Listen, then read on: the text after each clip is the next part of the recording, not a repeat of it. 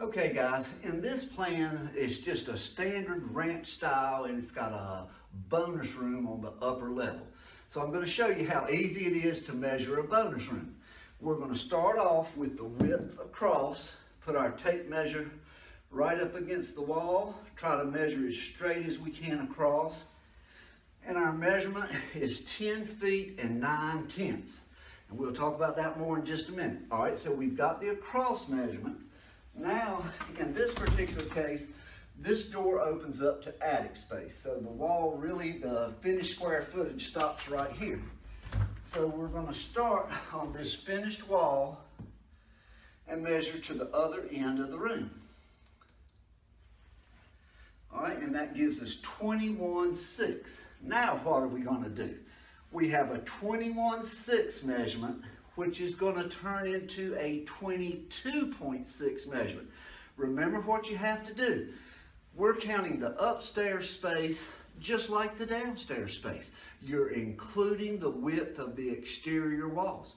So in this case, we've got an outside wall towards the front of the house, and then we've got an exterior wall here.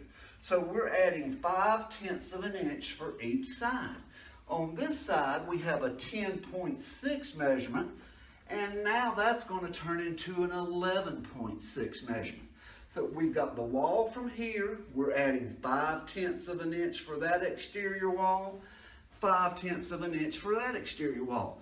Just always remember that you measure upstairs spaces just like you do downstairs. You know, you want to count the width of the exterior wall in the finished space.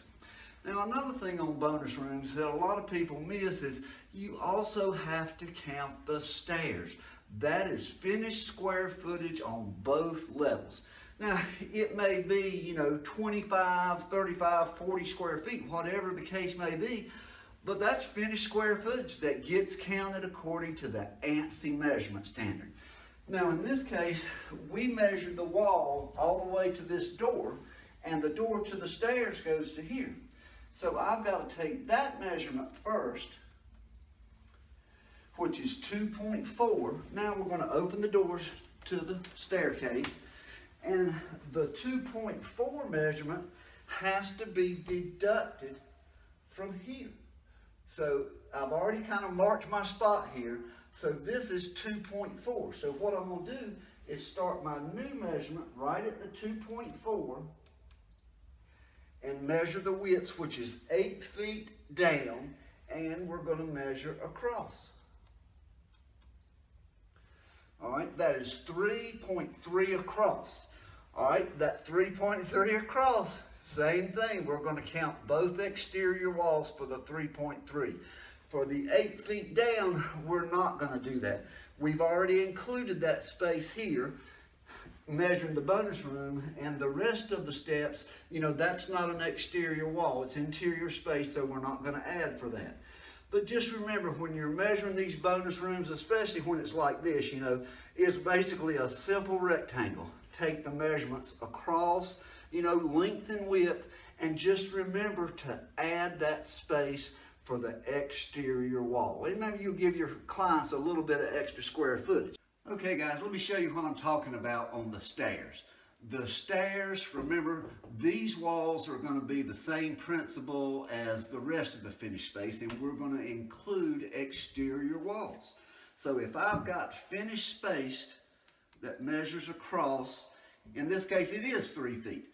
So that 3 feet measurement is going to turn into 4 feet because I'm adding 5/10 for each wall. So basically, you just remember to add a foot when you've got, we're adding exterior walls. Now on the length measurement, we're going to go to the bottom of the staircase and measure straight up. Now in this particular case, it actually measures 8 feet and 6/10. And your measurement stops there. You don't add any exterior wall because you're in an open living area. But these stairs, it's a simple measurement, and this bit of space could be the difference between a low appraisal and a closed sale.